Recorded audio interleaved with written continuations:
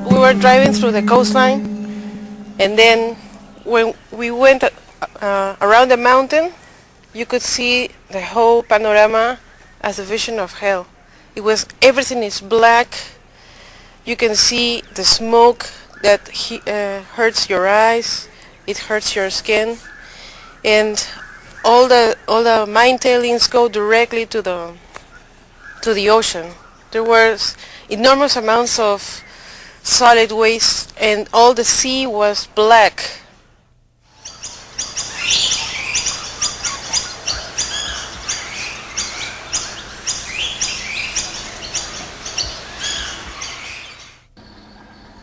All over the world, committed lawyers and scientists are challenging environmental abuses.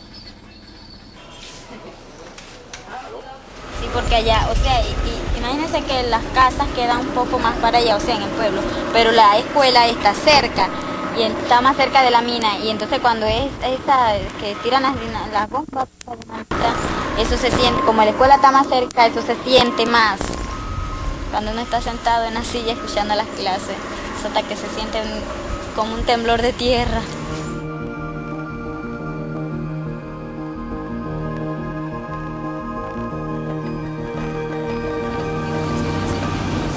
Attorney Hector Huertas and his colleagues at the Center for Popular Legal Assistance are challenging foreign corporations' plans to dig huge open-pit mines in Panama. Esta mina fue dada en concesión antes de la creación de la Ley General de Medio Ambiente. Fue dada en concesión antes de cualquier regulación ambiental. En estos momentos esta mina no estaba obligada a hacer un estudio de impacto ambiental. Supuestamente ellos hicieron un estudio de impacto ambiental. No trae beneficios directos a las comunidades, trae beneficios directos a las compañías mineras, que son los que importan la tecnología, importan los técnicos e importan sus estructuras. Y de nosotros solamente sacan el oro y nos dan, realmente no hay beneficios directos y no hay beneficios directos a la comunidad. Y si evaluamos el valor del daño ecológico frente a los beneficios que recibe el país, la verdad que los daños son mucho mayores que los beneficios. Hector and his colleagues are Kuna India. They represent indigenous communities challenging plans for these mines. Por lo tanto, la Ley General de Ambiente busca también la protección de los recursos naturales que están en los territorios indígenas. Tiene que ser cuidada, para nosotros es sagrada la madre tierra. En mitología Kuna, dicen en monkeys law, monkey, dicen man, dicen que man en medicina natural, dice conoce, sabe, es medicina natural. En teacher, Kuna man, this es Kuna teacher, Kuna man teacher para medicina.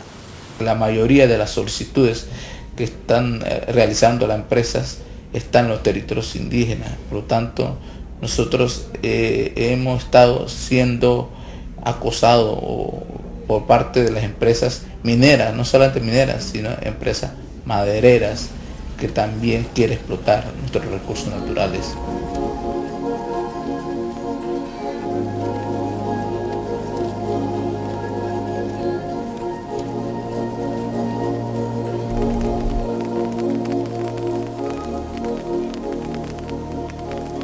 Bueno, nosotros como el pueblo de aquí pensamos pues que la mina no es algo beneficioso para nosotros. Nacimos aquí y somos dueños de aquí, que nosotros no tenemos ningún otro lado para irse, sino somos de aquí y tenemos que vivir tranquilamente. Queremos vivir tranquilamente con nuestra familia o con el futuro que viene. Eso no. Entonces por eso nosotros como el pueblo, como de estas comunidades, estamos rechazando y seguimos rechazando para siempre. Nosotros no estamos en ningún momento de acuerdo que siga explotación. Como muchos ellos dicen que es beneficio, pero nosotros sabemos muy bien que ese no es beneficioso, sino más bien nos quiere acabarnos también y juntamente con animales, a la cual pues nosotros decimos que no, y quizás hasta la muerte vamos a decirle eso. One problem about this mine copper is that company and the Panamanian government approved this license without indigenous consent. This is without consultation, without information.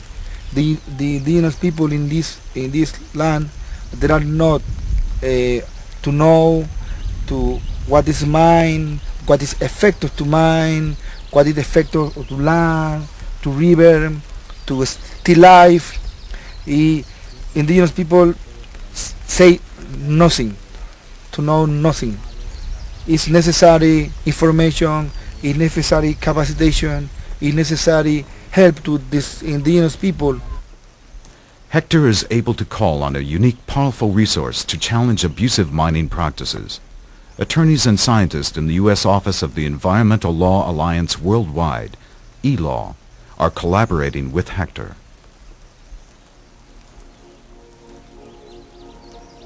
In Panama, where they're getting 100 inches of rain per year, and you have incredibly difficult problems in containing all the water flow that's going to get into their cyanide ponds. So the whole idea for this mine is fundamentally flawed from the beginning because it's done in an inappropriate location. Fundamental work of ELAW US is to give public interest environmental lawyers around the world the legal and scientific tools they need to protect the environment through law. Help them working in their home countries win the environmental battles they're fighting every day.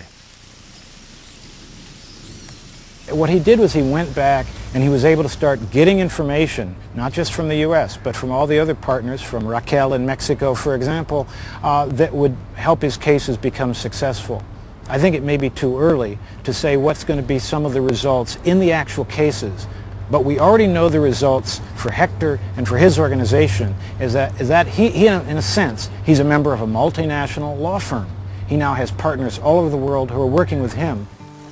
Lawyers in this unique multinational law firm came together outside Sydney, Australia for ELAW's annual international meeting.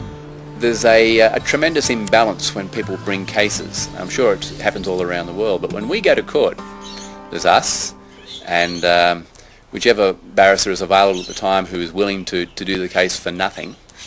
And ranged on the other side, you've got perhaps a Commonwealth government and a state government and a developer. Each of them normally has their own senior and junior barristers and a team of lawyers, and it can be pretty overwhelming sometimes, just the mismatch that's apparent there. And you don't actually have people standing in court with you with ELAW, but at least you've got access to some of the best brains internationally. Environmental advocates from around the world share strategies as they collaborate to strengthen legal protections for the environment. If you can't establish faults, if you can't establish in the UK, the House of Lords have really whittled away Rylands. Is it true in India?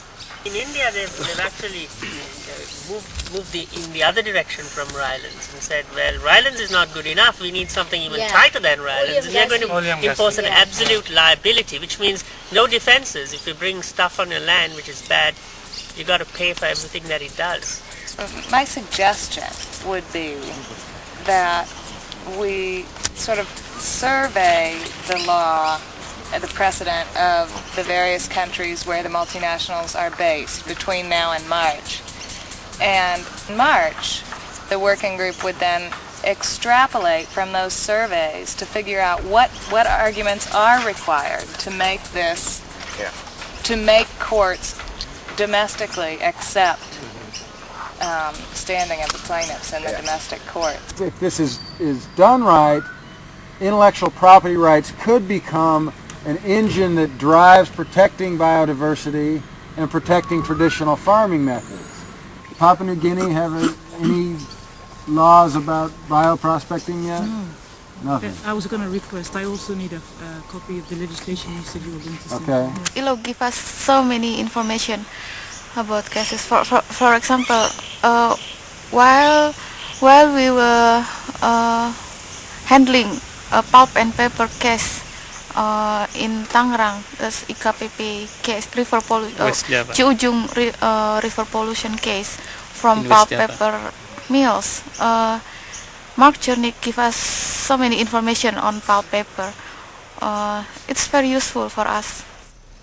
An Australian lawyer challenging plans to open a copper smelter near a school in Port Kembla gets the information he needs to identify shortcomings in pollution control equipment from ELAW US. When South Africa recently went to write a new constitution, one of the things that the lawyers we work with wanted to do was include a right to a healthy environment. And so they asked the network of lawyers, which is lawyers in about 50 different countries, they asked for provisions from other countries' constitutions that contain a right to a healthy environment. And so they got information from all over the place, not the US because we don't have one, but from many, many different countries, and they went to the Constitutional Writing Committee and said, here's some examples from other countries, and now the Constitution of South Africa has a right to a healthy environment. Now the time has come that apart from the courtroom battles, we should go into the grassroots level. And once we go to at the grassroots level, there we have to motivate young lawyers, we have to motivate citizens, and we have to motivate people, those who are not aware on environmental consequences, degradation and other issues. So we should disseminate information, that is access to information. We should see that the people become more aware on environmental issues. The ELAW advocates are welcomed at a reception given by the Governor of New South Wales. And the delegates to this international meeting of ELAW will be well familiar with that dimension of their work, whether they be dealing with pipeline concessions in Tanzania or with sand mining licenses in Sri Lanka. We decided at the very beginning that in order to have a network, we needed to have 2 or 3 different things. We needed to have rapid communication, so we needed something very fast, and secondly, we needed something very cheap. So email was the solution. The third thing we needed in the network, apart from this high technology, was a human element. The human element meant that we needed to meet each other face to face on a regular basis so that we would form relationships which really go beyond professionalism. I find these people, the people that I know here, very good people. I mean, good people in the sense that they are people who are willing to do anything for you. I mean, you ask them for information, they will go get it. You ask them for help, they will go get it. So it's a very devoted group of individuals who care for each other. And I think it is that value of the generosity of the human spirit and the sharing between one another that is really speaks volumes about this particular group. The world has shrunk now, and in this world we have to live like a family, and in this family it is very important that those who are fighting for the survival of this planet Earth should unite, and they should be united in their actions, and it has to be done when we sit together, when we meet, when we discuss things, and we plan what has to be done in future.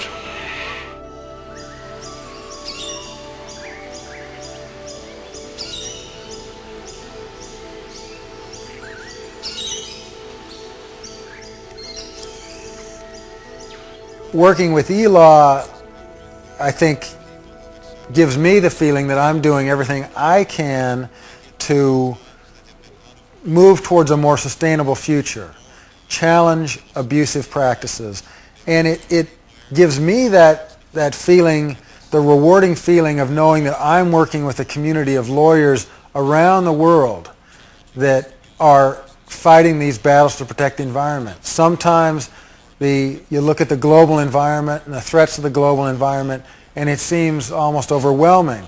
But at the same time, you sit at an ELAW meeting and see lawyers from around the world fighting incredible battles and winning incredible cases to protect the environment, and it's enormously heartening and encouraging. And it leaves me feeling like there is hope and we can make a more sustainable future.